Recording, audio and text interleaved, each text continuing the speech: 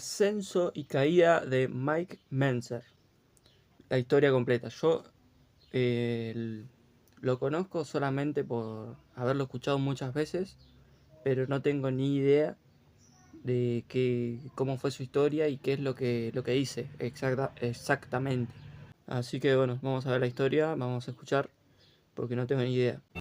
Mike Mentzer no solo fue un excepcional atleta y genio del culturismo, sino un revolucionario pensador que desafió los esquemas de su tiempo, cuestionó las reglas establecidas y cuyo legado dejó una marca imborrable en el culturismo. A pesar de que su carrera fue corta, se consolidó como una de las figuras más influyentes de este deporte. Fue el primer culturista de la historia en recibir un puntaje perfecto de 300, y sus métodos de entrenamiento de alta intensidad no es natural. siguen siendo debatidos hasta el día de hoy.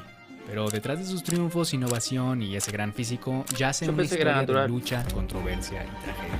Esta es la historia del enigmático y complejo Mike Mentzer.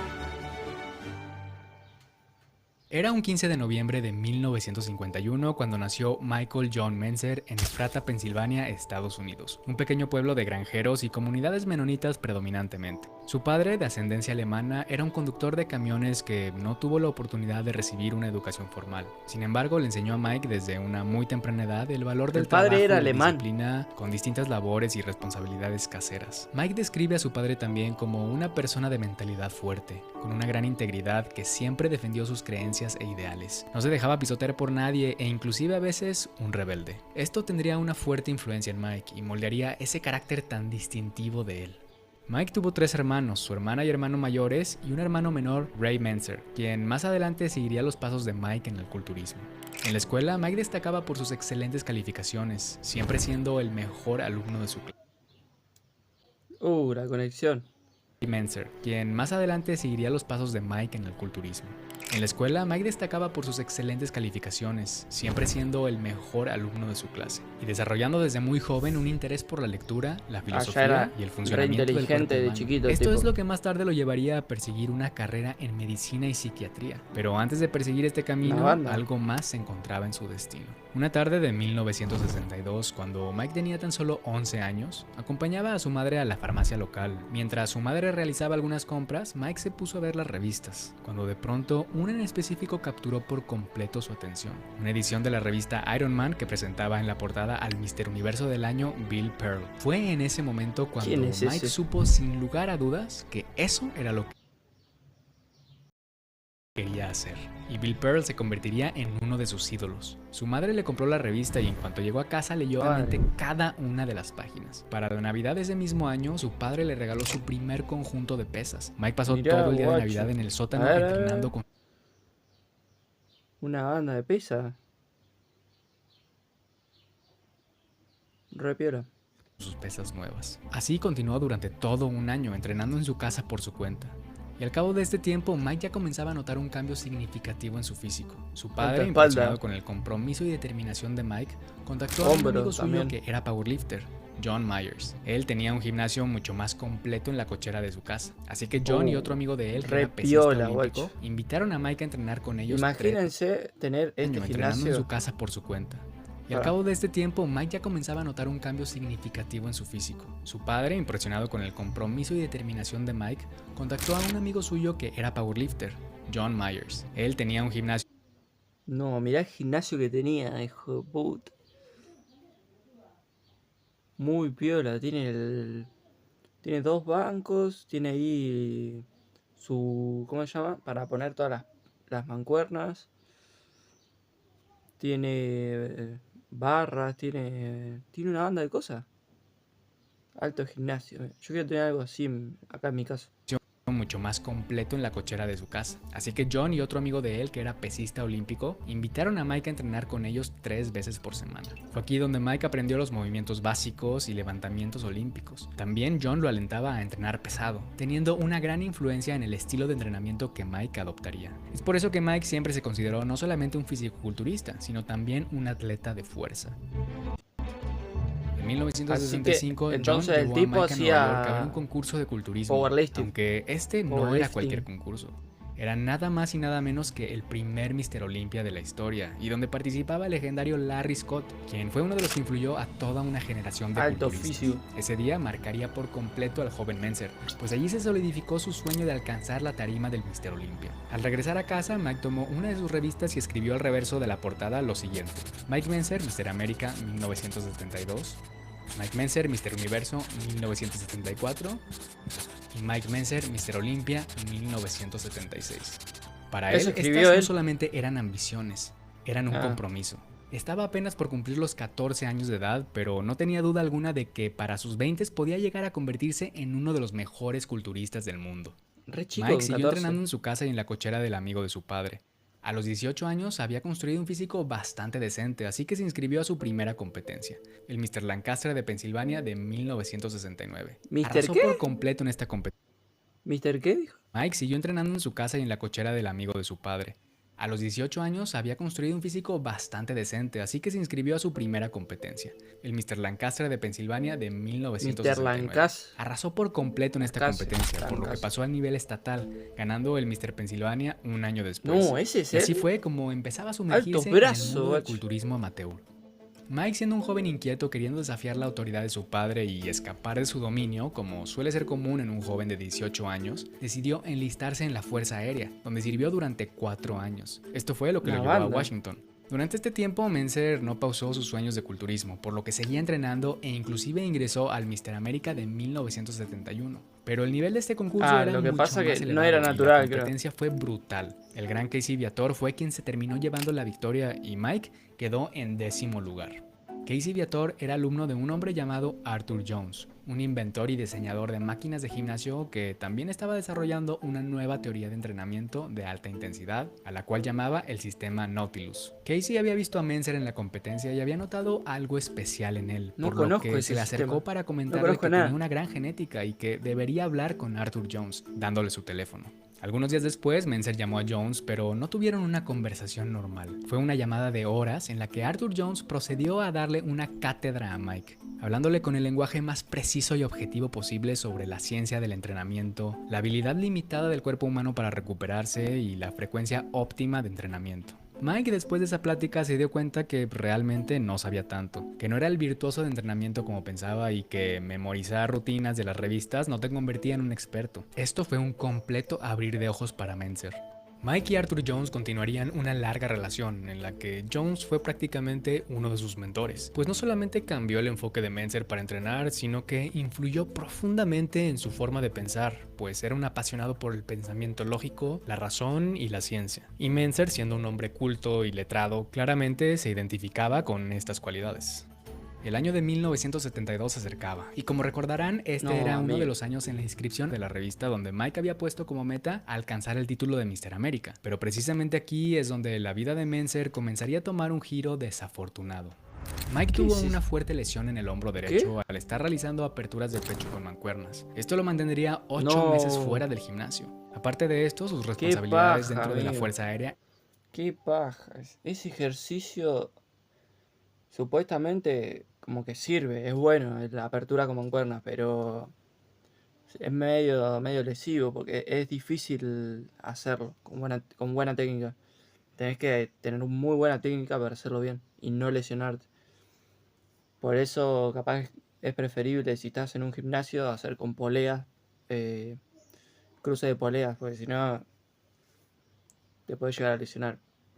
Incrementaron considerablemente. Mike trabajaba turnos de 12 horas y aparte llevaba un segundo trabajo en donde a veces tenía que trabajar por las noches. La inactividad del entrenamiento estaba ocasionando que comenzara a deprimirse, pues claramente notaba que estaba fuera de forma y ganando peso. También su moral se estaba viendo afectada y estaba perdiendo claridad sobre el rumbo que quería tomar en la vida. A pesar de estar luchando contra una depresión, Mike temía el llegar a la mitad de su vida con el profundo arrepentimiento de no haber perseguido su máximo potencial. Fue este miedo lo que lo motivó a poner en orden su vida de nuevo, por lo que decidió ingresar a la universidad y enrolarse en el programa de premedicina, con el objetivo de convertirse en psiquiatra, dejando la Fuerza Aérea.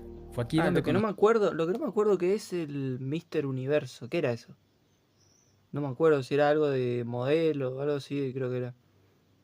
Porque eso era uno de sus sueños y no sé qué es. a una mujer llamada Katy Gelfo, de quien se enamoraría y mantendría una relación por más de una década. Gradualmente su apetito por los hierros regresaba, así que retomó el entrenamiento, aunque debido al poco tiempo disponible que tenía para los estudios, Mike comenzaba a aplicar los métodos que había discutido con Arthur Jones. Entrenaba solamente 3 veces por semana, con una intensidad alta pero una duración corta. Menzer estaba de regreso, y ahora ponía la mira en el Mr. América de 1975, que estaba siendo organizada por Franco Colombo en Los Ángeles, California. Mr. América. Mike llegó pesando 89 kilos y con un excelente acondicionamiento. Estaba seguro de que podía ganar esta competencia, aunque esta seguridad se fue desvaneciendo en cuanto vio a Robbie Robinson y la forma que este competidor traía. Menzer supo en ese instante que ese tiene simplemente pinta. no iba a tener un resultado favorable. Y no ganó la competencia y Menzer ocupó el tercer lugar después de Roger Callard. A pesar de que no ganó, este evento marcó un punto clave en la carrera de Menzer, pues fue allí donde conoció a Joe Weider, quien le había estado poniendo mucha atención a Menzer durante la competencia. Al final del día, Weider se le acercó para ofrecerle una sesión de fotos y una entrevista. Esto culminaría en la primera portada de Menzer en la revista de culturismo más importante de la época, con un artículo completo. En el artículo, Menzer escribió sobre los métodos de entrenamiento que utilizaba. Muchos se sorprendían de que Mike solo entrenaba 3 veces por semana y realizaba solamente de 3 a 5 series por grupo muscular. Esto comenzó a ocasionar algo de controversia entre ¿Cómo? 3 veces por semana. semana. Weider se le acercó para ofrecerle una sesión de fotos y una entrevista. Esto culminaría en la primera portada de Menzer en la revista de culturismo más importante de la época, con un artículo completo. En el artículo, Menzer escribió sobre los métodos de entrenamiento que utilizaba. Muchos se sorprendían de que Mike solo entrenaba 3 veces por semana y realizaba solamente de 3 a 5 series por grupo muscular. 3 a 5 series por grupo muscular. Ah, está bien. Y 3 veces por semana nomás. Como que hacía frecuencia 1, ¿qué onda? Entrenaba cada músculo una vez a la semana, eso no lo hice. Pero de 3 a 5 series es más o menos, está bien, creo. Como yo entreno así. Pero con frecuencia 2, 4 días o 5 a la semana. Esto comenzó a ocasionar algo de controversia entre culturistas, pues la tendencia de la época era prácticamente todo lo opuesto. Entrenamientos muy extensos, compuestos de muchos ejercicios, series y repeticiones. Inclusive algunos entrenaban 2 veces al día. La mentalidad era... Claro, se mataban esos 3 días y después no entrenaban por 4 días, no entrenaban. Se mataban 3 días y descansaban bien. Y es bueno eso igual. Es buena porque vos al matarte un día entrenando necesitas mucho descanso. Y si vos haces 3 entrenos super piola, ya creo que no te hace falta hacer más. Si vos podés hacer más en 3 entrenos, capaz es porque no entrenás tan fuerte.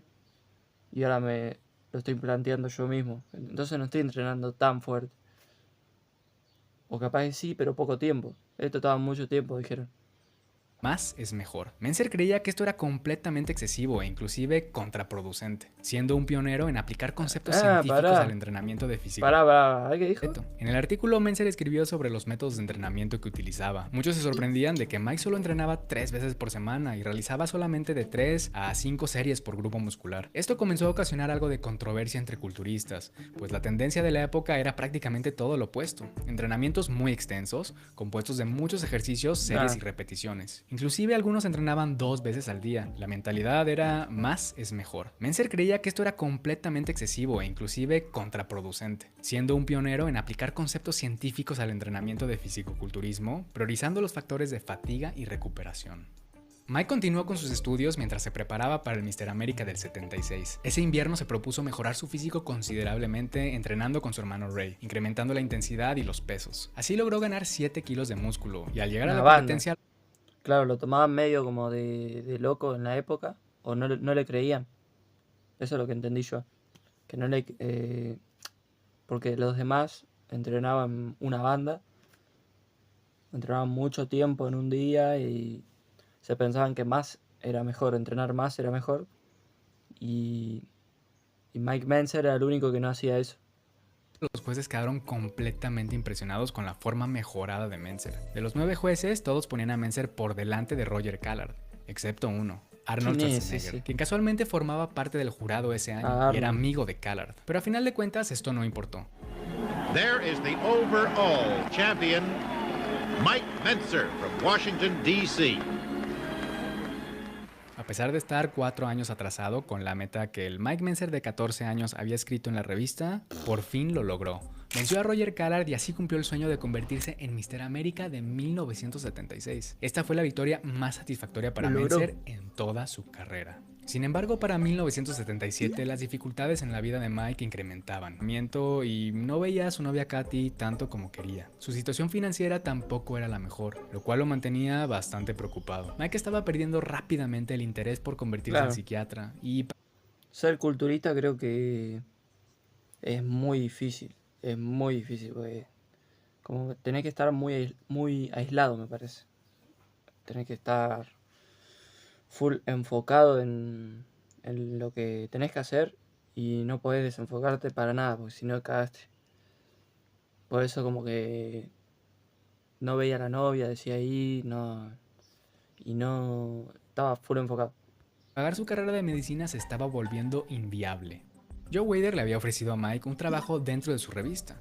Esto implicaba que tenía que mudarse a California. Mentzer había rechazado esta oferta originalmente, los bigotes pero que ante usaba, su adversa situación financiera y parecen de descontento con mentira. la carrera universitaria, Mike tomó la decisión de aceptar la oferta de Weider, salirse de la universidad y mudarse a California. Su nuevo plan ahora era perseguir de lleno su carrera como culturista, intentar ganar shows y así alcanzar una mayor estabilidad financiera. Al mes, Katy también se mudó a California. La relación entre ellos mejoraba cada vez más y Katy era extremadamente solidaria con Mike. Lo apoyaba prácticamente de forma incondicional. Weider le dio el puesto de editor asociado en la revista, para la cual Mike lanzó un segmento de entrenamiento, el cual tituló Heavy Duty. Este segmento fue un éxito rotundo. Comenzó a venderse tan bien que apenas podían satisfacer la demanda. Eso es lo que yo Por escuché, fin, pero no las sé qué cosas es Heavy Duty. empezaban a cambiar para Mike. Ese año, Mentzer viajó a Francia para competir en el Mr. Universo, donde terminó en segundo lugar después del húngaro Karl Skalak, quien tenía una forma impresionante. Esto le hizo darse cuenta a Mike que tenía que incrementar su nivel aún más si quería tener una carrera exitosa en el culturismo, por lo que dedicó todo el siguiente año a mejorar.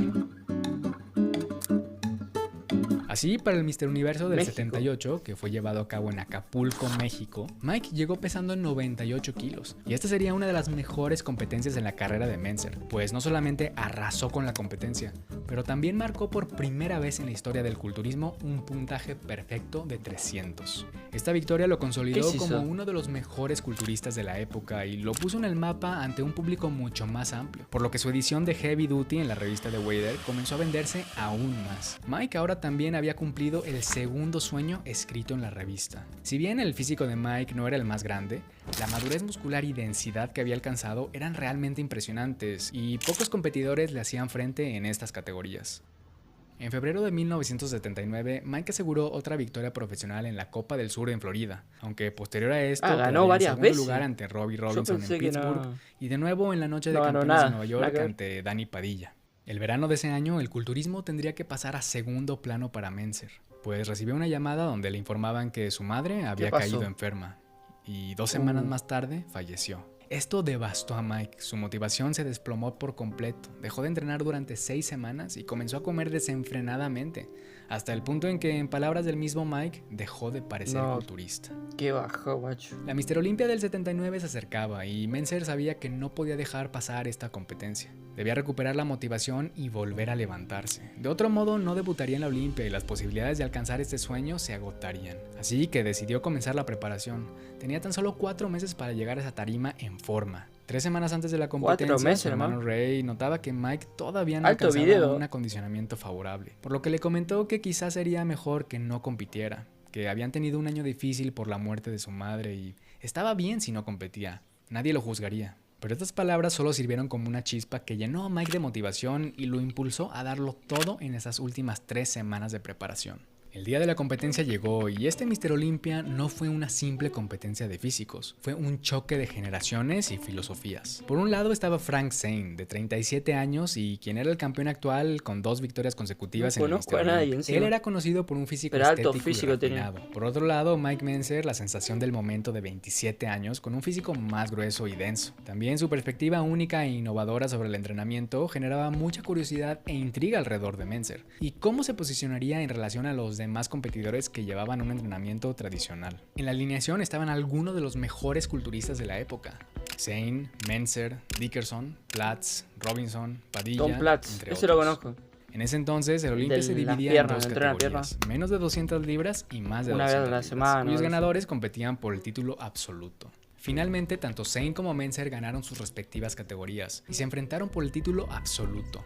Fue una batalla entre las líneas precisas y artísticas de Zane y el físico más lleno y poderoso de Mentzer. Mike tuvo un gran acondicionamiento durante las rondas preliminares. Sin embargo, para la final, su físico se había suavizado ligeramente y había perdido algunas líneas debido a un exceso de sodio, lo que le dio a Zane la ventaja y su tercer título consecutivo de Mr. Olympia. La victoria de Frank Zane, sin embargo, generó debate. Muchos argumentaron que era momento de dejar atrás la era de los físicos más ligeros y otorgar el título a alguien que representara la masa y el poder hacia los cuales el deporte estaba evolucionando. También algunos consideraban que Mentzer tenía un físico más completo. Para este punto se especulaba que la popularidad de Mike en el culturismo podría superar la de Arnold, quien en ese momento estaba en plena transición hacia su carrera en Hollywood. La filosofía de entrenamiento de Mentzer, que enfatizaba la brevedad e intensidad, chocaba directamente con la ideología de alto volumen de Arnold. Esta división filosófica generaba mucha tensión entre ambos, y Arnold no apreciaba que Mike se rehusara a tratar sus métodos de entrenamiento como una verdad absoluta.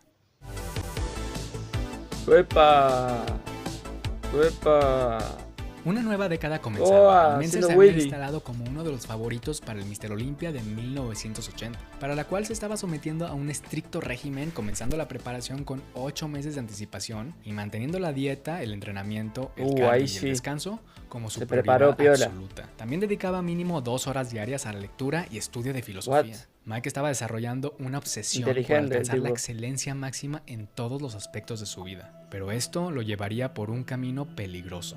Mike comenzaba a experimentar con el consumo de anfetaminas, no con fines recreativos, sino como una ayuda ergogénica para sustentar su demandante estilo de vida, pues esta droga puede ayudar a mantenerse más alerta y activo. Mentzer estaba consciente de algunos efectos secundarios, pero no dimensionaba la gravedad de abusar de esta sustancia.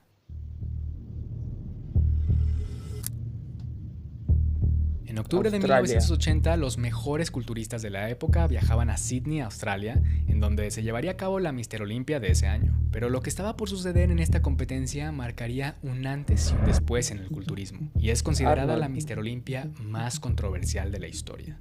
Arnold Schwarzenegger, quien había sido campeón del Mr. Olympia 6 veces consecutivas, para después retirarse del culturismo en el año 75 y enfocarse en su carrera como actor, había llegado también a Sydney, lo cual tenía a todos los competidores intrigados.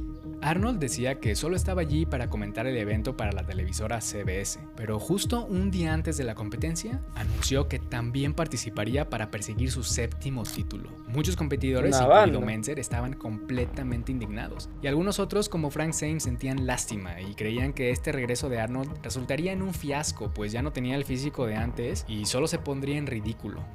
Era la mañana del 4 de octubre, el día de la competencia, y la tensión en el aire era palpable. Los competidores estaban más estresados de lo normal. A Mentzer no le olía nada bien este regreso inesperado de Arnold, pues era bien sabido que Arnold nunca jugaba limpio. Siempre andaba con juegos psicológicos para bajar la moral de los demás competidores. Actuaba de forma deshonesta y no lo tenía así, aparte de que siempre buscaba causar controversia para ser el centro de atención. Y este día no fue diferente. De los 16 competidores, 15 habían firmado una petición para que se eliminaran las 2 categorías y que fuera una sola categoría abierta en la competencia. Arnold fue el único que no la firmó. Esto dio pie a discusiones detrás del escenario. El competidor Boyer Coe le pidió amablemente a Arnold que explicara sus razones para no firmar la petición, pero Arnold respondía con comentarios burlescos y denigrantes hacia Boyer. Mentzer se levantó en defensa de Boyer, pero Arnold lo trató de la misma manera. La discusión comenzaba a escalar. No, mira la cara de ese, amigo. Mira la cara de ese, sus razones para no firmar la petición, pero Arnold respondía con comentarios burlescos. Soy el único que lo vi, creo. Boyer. Mentzer se levantó en defensa de Boyer, pero Arnold... Ahí. Miren. Estaba re contento que se estaban peleando los otros dos. Arnold lo trató de la misma manera. La discusión comenzaba a escalar al punto en el que Ben Weider tuvo que intervenir e interponerse entre Arnold y Mike. La situación se calmó, pero Ben Weider le dio la razón a Arnold. Fue aquí donde Mentzer realmente se dio cuenta del poder que Arnold tenía dentro de la IFBB.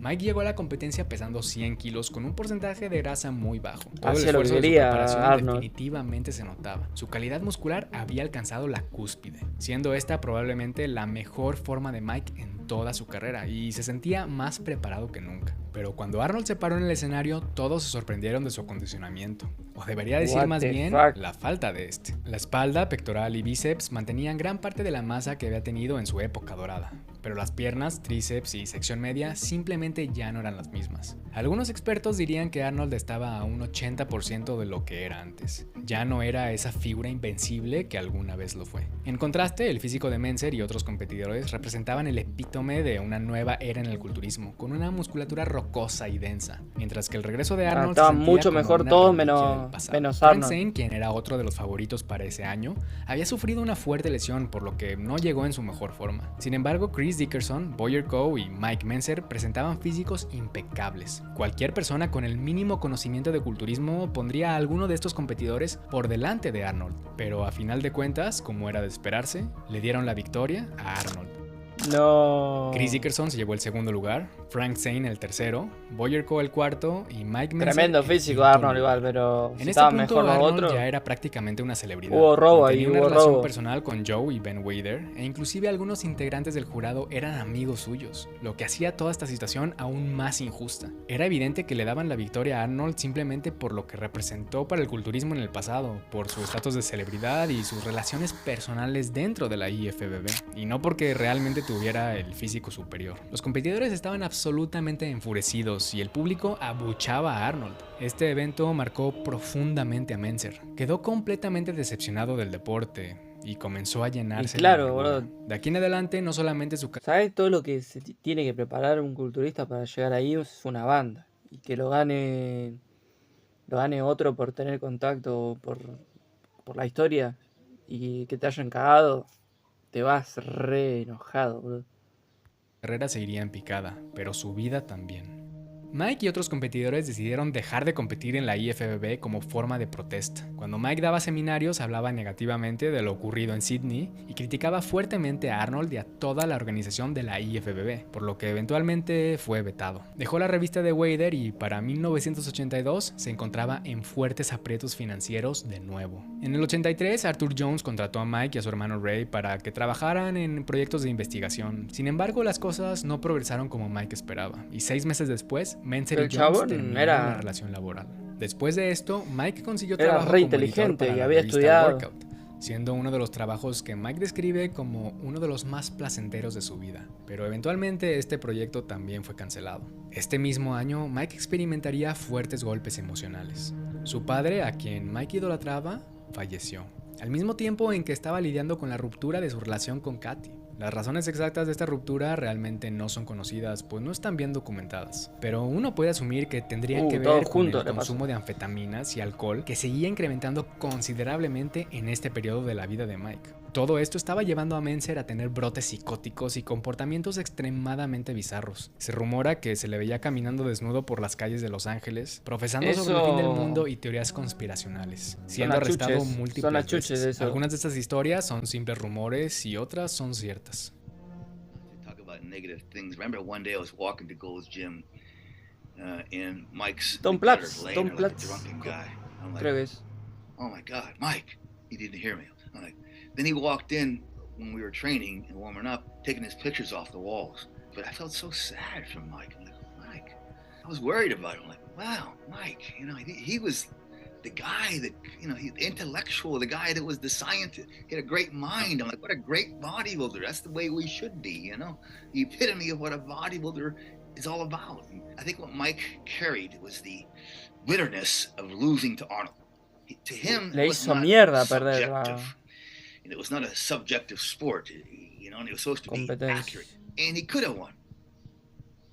Es que Mike estaba luchando contra sus demonios. Pasaron 5 años en los cuales fue institucionalizado varias veces, hasta que 2 viejos amigos de Mike, Julie McNew y John pensé Little, que era un comenzaron a chabón. ayudarlo financiera What y the psicológicamente. Para el inicio de la década de los 90, Mentzer logró mantenerse libre de anfetaminas durante 18 meses y por fin comenzaba a ver la luz y a recuperar su claridad mental. Comenzó un negocio de entrenamiento personal en el Gold's Gym, el cual creció considerablemente con una lista de clientes que apenas podía manejar, y publicó su libro titulado Heavy Duty, en donde condensaba toda su filosofía y sus métodos de entrenamiento. Se vendió como pan caliente.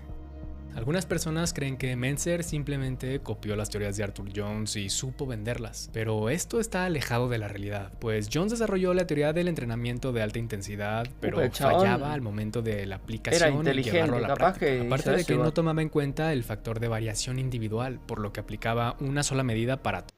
Mira, esperen, ¿ustedes dicen que ese es su método posta? ¿O creó un método gracias a su inteligencia, sus estudios y demás, para poder venderlo? No que sea efectivo. Es efectivo, obviamente, pero no es el que hacía él, capaz. Se lo inventó. Para mí puede llegar a ser eso igual. Todos. Mike Mentzer profundizó y perfeccionó las teorías de Jones a través de la práctica con cientos de clientes e inclusive culturistas profesionales. Eventualmente, Mike regresó a la escena del culturismo, pero no como competidor. Viajó hasta Inglaterra para conocer a un joven culturista con un futuro prometedor y que se estaba preparando para su debut profesional. Este joven era Dorian Yates. Dorian era seguidor de los métodos de Mentzer y los ponía en práctica. Esto, ante el mundo del culturismo, le daba la máxima validación a Mentzer y a su programa Heavy Duty. Pues inclusive cuando Yates ganó el Mr. Olympia, le dio crédito al método de alta intensidad de Mentzer. Este fue un momento crucial que restableció y redimió la imagen de Mentzer ante el mundo. Posteriormente, Mike y su hermano Ray se asociaron con Dorian Yates para formar una línea de ropa deportiva, la cual tuvo bastante éxito. El 9 de junio del 2001, Mike y Ray trabajaban en la grabación para su nueva serie de videos. Una marca de ropa crearon. Después de un largo día de trabajo, Mike se quedó despierto hasta tarde, pero la mañana siguiente, Ray encontraría el cuerpo de su hermano sin vida. Mike había sufrido un infarto a sus 49 años de edad, probablemente debido a una combinación del uso de fármacos anabolizantes y el abuso de anfetaminas en el pasado. Ray, devastado, comenzó los arreglos para el funeral, pero 2 días después, él también falleció a la temprana edad de 47 años. 2 días después. Sufría de insuficiencia renal y había tenido complicaciones de salud. El mundo del culturismo lamentó profundamente la pérdida de los hermanos Mentzer. A pesar de su breve carrera y su prematura muerte, Mike Mentzer sigue siendo una leyenda en el culturismo. Su innovadora filosofía de entrenamiento de alta intensidad y su carácter único desafiaron la sabiduría convencional, inspirando a innumerables atletas a entrenar con propósito e intensidad. El legado de Mike Mentzer perdura como un símbolo de determinación inquebrantable, curiosidad intelectual y la persecución de la excelencia a su máximo nivel. Andá a saber lo que se habrá metido igual, por eso. No vivió tantos años. Pero bueno, alto video, guacho.